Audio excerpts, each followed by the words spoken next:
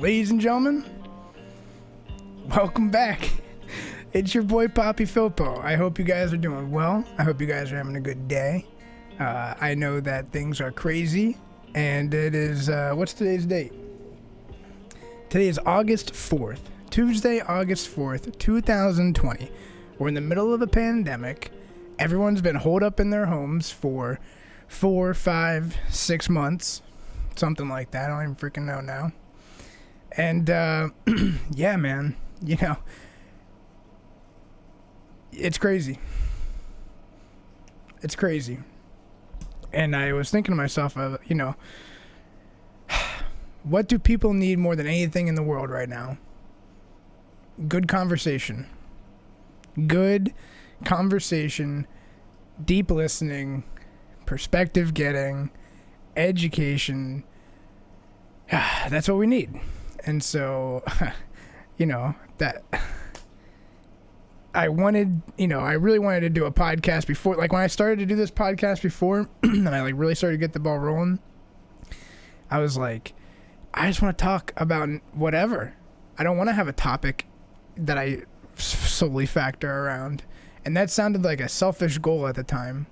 That sounded like that's everything podcasting should not be. Podcasting should not be loosey-goosey, from the cuff, whatever you're feeling that day.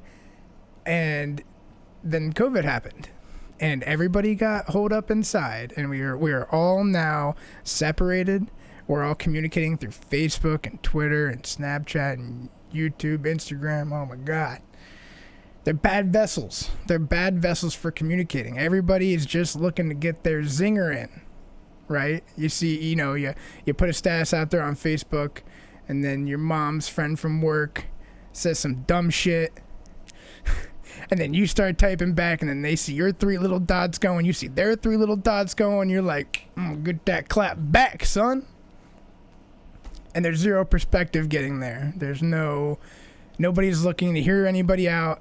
Everybody's looking to misconstrue and take everybody out of context. That's why nobody wants to exist there. Nobody, like, sane people don't want to use Facebook because it's a freaking minefield, and you're definitely going to be misconstrued, and you're definitely going to eventually you're just going to run up against people who don't they're not doing like genuine truth seeking. Like, it's not possible, or I shouldn't say it's not possible. It's very difficult on social media to change somebody's mind, or to even find 2 parties that are willing to have their minds changed. And that's something that you only get in discussion, right? Like, social media is a lot different. It's not a conversation. Social media is not a conversation. I want to foot stomp that right now. I think we're all starting to realize social media is not a conversation. What is it? I can barely talk. I'm already losing my raspy ass voice, ladies and gentlemen.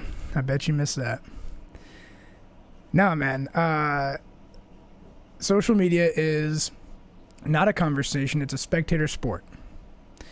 And what I mean by that is, with social media, or with a regular conversation, it's just you and another person, and there's really not any spectators. And if there are spectators, you're like aware of them.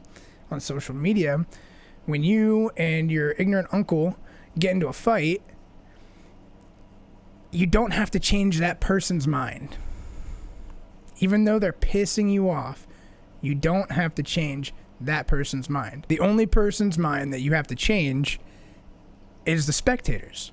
Because while you're conversing with that person that you're so mad at, the people that you're actually going to affect their opinions, the people that are actually like watching from the sidelines, trying to form their own opinions, trying to make sense of things, they're watching your interaction. And those are the folks you have to appeal to. Excuse me. So I challenge you, if you are on Facebook and you have a bunch of family members there, I'd say that if somebody engages you and they're just like off the rip, just being nasty or looking to clap back, or it seems like the sentiment gathering so hard, like you almost can't come from a place of anger ever on Facebook. You almost have to like purposely come from a neutral place so that you don't accidentally misinterpret somebody, and then also they don't accidentally misinterpret you. So this all sounds elementary. This all probably sounds really stupid to a lot of you guys, but dude, if you just look at our parents, I mean, my parents anyway, I love my parents very much, but I watched them over the past 5 to 6 years, you know, get onto Facebook and learn it, and, you know, and yeah, it's just crazy it's the biggest thing that I find threatening to people right now is education around social media literacy and information literacy online. And it's not all their fault. I think the cards are stacked against you. I think the media sucks. I think that, and by the media, I mean, like, it's no secret that the news media, at least in America, from the mainstream level, is pretty slanted. That's just how it is. I mean, it runs extremely liberal, and you get really wild headlines. That's just an observation. And secondly, the communication vehicles we have right now are terrible. Like, for example, we have Twitter, which up until relatively recently only allowed 140 characters to communicate. So, like, right now I've spat thousands and thousands of characters worth of verbiage at you through my mouth, through making sounds with my throat, and it's already difficult to, like, convey meaning through that. But on Twitter, we had to lobby, you know, to get whatever it is now, 280 characters. And like, people are just now realizing that Twitter is a really crappy place to have discourse. It might be a good place to get quick blurbs about something, like an event that just happened or whatever, but if you're trying to, like, elaborate on something and make a deep point about a complex topic, Twitter is not the place for you. And up until now, YouTube really was the place. This is why YouTube was the place that I went to, because it was the one place that I knew I could convey ideas quickly and effectively and efficiently and honestly, and do my best to not be misinterpreted. That's also why I privatized, like, all of my video game streams like 2 years ago, because dude, I'm not an idiot. Like, everybody sees what's going on. It takes one person to go sift through 40,000 hours of, like, video game footage, for example, and misconstrue or take out of context one little thing, and then you've got a shitstorm on your hands. So I was like, dude, these times are just too crazy. And nobody can deny right now that there's this odd you know, especially between the years of, like, I would say 2016, 2017 to 2019, 2020 at least, where social media and societal censorship, whether it's social media censorship, whether it's people being deplatformed, or, you know, people get posts pulled all the time for fairly arbitrary seeming things or benign things. And not everybody feels like they're being treated equal in this space. And another interesting fact is, to my knowledge, the right to free speech doesn't extend to the internet. You know, because there's just a couple of privately owned entities where you can speak, really, where people go, these aggregates. YouTube is one of them. And that's why right now I feel confident. I'm over here sitting like, yo, you know what sounds good to me? Spotify. Spotify seems to me like it is going to take the world by storm over the next 6 months to a year and a half, 2 years. It's going to dominate. That's my prediction. I could be totally wrong. I'll eat my words if I am, but there you go. So anyway, I think I've done enough rambling on just random things that I find interesting. That's what I've got going through my head at all times. Just interesting things like that. I'll get into where I've been, what I've been up to, but one of the things that really sparked me to fire up the podcast right now and actually give this thing a try and just talk with you guys, just have a dialogue, was because I shared a thing on Facebook, actually, which I haven't been using Facebook much until recently. And the reason why I never used it that much was because my family was specifically on Facebook. And I didn't really feel comfortable,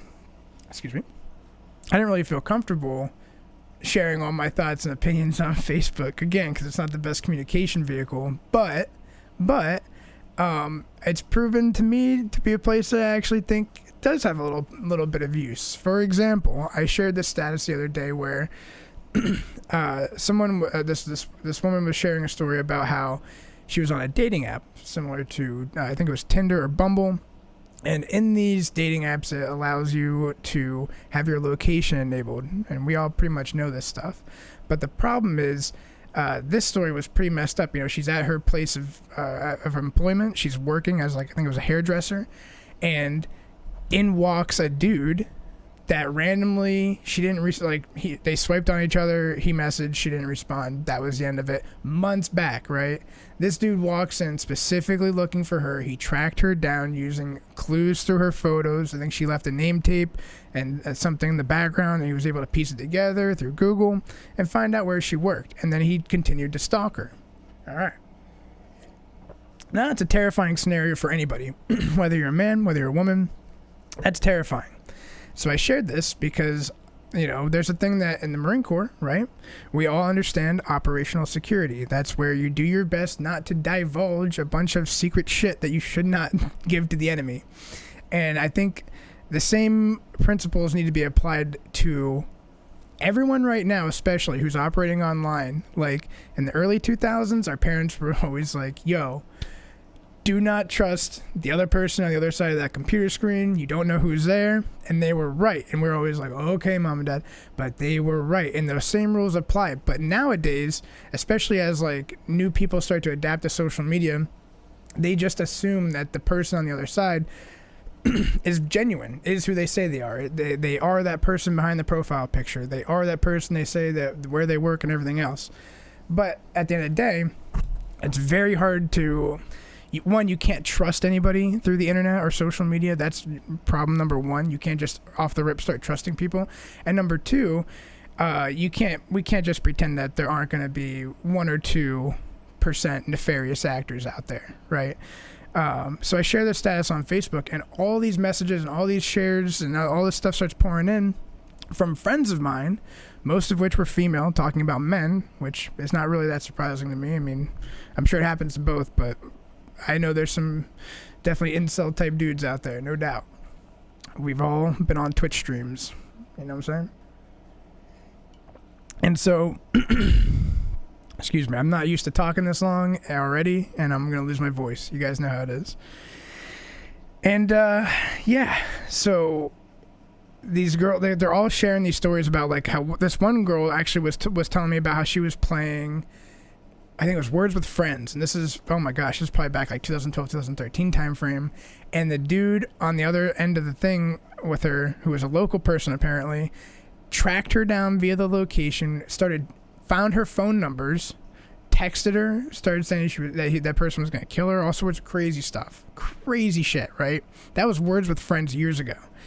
And then, of course, there's Tinder, there's Hinge, there's Bumble, there's all these dating apps where you enable that little location button and it will ping right on your house where you're at. No, do not do that, okay? And this got this great conversation going about operational security on your dating apps, okay? I know you guys are out there, especially during coronavirus land right now. We're all holed up inside, and I bet y'all dudes are feeling it right now, and I'm sure you got the automatic swipe going, okay? But listen, men and women, especially women, please God, do not enable the location. That's thing number one. When you guys post pictures of yourselves, like, do not include name tapes or keychains or anything that's going to give you any personally identifiable information. That's bad. You don't want to give away your house. You don't want to give away your workplace, especially. You don't want to give away a place you frequent, okay? You can say what you do, but don't say where you do it, right? Like, for example, you could be a consultant somewhere, but don't say the brick and mortar place you work at, because they can just go to Google, look up your, staff directory, and boom, they got your bio and everything about you and exactly where you work, okay? Plus all the other information they can harvest off your profile that we're so excited to tell everybody about, because we want everybody to love us, aka or have sex with us. So there you go. I guess that's a thing too. The other thing, make sure that you guys aren't leaving your first and last name in. First name only if you're going to do it. Obviously, don't just off the rip include your last name, because that gives away a whole bunch of information, especially if you log into Google and you type in first and last name and whatever, a couple more details, and boom, you can get public records of people on white pages and all this other crap, right? All you stalkers out there taking notes. When you do anything and it opens a public record, there's a good chance that a whole shitload of websites are going to pull that information and have it as a directory on these pages where anybody can look up basically where you live, what your phone number is, yada yada. However, I do want to inform you guys that you can remove your name from these websites. All you have to do, by law, they have to do this if you... God, I can't talk. All right, by law, they have to do this, okay? If you email them, I believe it has to be an email, they have to respond within a certain amount of days, and if you request that you have your name or address or whatever removed from the site, they have to comply. And it can be tedious. You might have to send a couple emails, but hey, go check for yourself. Go do a little internet stalk on yourself. Do a audit of your own social media. See, like, what is enabled for friends to see? What is enabled for friends of friends to see? What is enabled for the entire world to see of me? Just do a little thought exercise like that, right? I don't know. So do not give away any information on these dating apps, especially when you got... And also, here's the other thing. So you got dating apps like Hinge, right? Where it's behind a paywall. Okay, well, some people think, hey, it's behind a paywall, so I don't have to worry about creeps. But my mind goes, wait a second. Okay, yeah, you're probably going to lose all those weak-minded incels, but those incels that make it through that paywall, they're committed. You know, they're committed to be there. And I'd be even more worried about, nefarious people acting on these websites that have a paywall as well. So don't think just because there's a paywall that you're in the clear. All right, I got a couple of notes here that I wrote down. This one I said, when I was 10 years old, my buddy and I spent like 2 full weeks digging the deepest hole we could in his backyard. I learned absolutely nothing, but somehow that was probably more beneficial and rewarding than watching an iPad. So I was just thinking about, I think I was watching George Carlin this morning, who's a phenomenal comedian. This is another thing why I like talking, is because, like, if you're sitting out there and you don't know who George Carlin is, go type in George Carlin 2005 or any of his work is great. But George Carlin is awesome. And I believe the video I was watching was called Life is Worth Losing. And I thought it was hysterical. Excuse me. And one of the bits he had in there was talking about how he's like, do kids even, like, he's like, when I was a kid, I would sit out back with a stick, and I would just sit there bored with a stick, and I would like dig a hole or whatever. And he's like, do kids nowadays even know what a stick is? And that made me laugh, because it's true. Like, so many parents, especially now, where they have their kids glued to their hip and they're actually seeing for the first time what these teachers have to deal with every day, which are these annoying screaming kids who refuse to be disciplined because they're parents. I'm glad of this. Like, there are some silver linings to COVID. I'm not like making, like, obviously terrible pandemic, horrific damage to the economy and people's personal lives, and we will definitely get into all that, because it has caused me a world of hurt and stress as well, just from watching my own family have their own problems with it. Shoot, in fact, let me tell you guys this story right now. I'm going to go off on a tangent. This is what I do, okay? We'll get back to George Carlin, but this is how crazy the world is right now. For the past couple of months, everything in the mainstream media has been about mask wearing, and everybody's so on edge and fired up that they forgot their humanity. And one story I was telling that people don't really consider is, like, my sister. She's a worker in a hospital in Pennsylvania, okay? And loving, caring, great person. After a long day at the hospital, right, she goes to get her dog food at the end of the day. She gets changed, she goes over there. She goes to walk into the dog store, and there's a lady out front, guarding the door, which is fine to make sure people have their masks on. And as she's approaching the door, my sister, the lady starts screaming at her. And just like chewing her out, calling her a murderer, saying, like, just screaming some heinous shit. that you would never, first off, you would never just do to anybody, especially a customer coming to your store, but just into a fellow human that you don't even know. Like, no circumstance before this would cause that. And my sister's like, you know, in tears over this. She's like, oh my God. And she like reaches into her pocket and she pulls out her mask. Like, we've all done this. You start walking towards the door and, oh, I forgot to put my mask on. Right?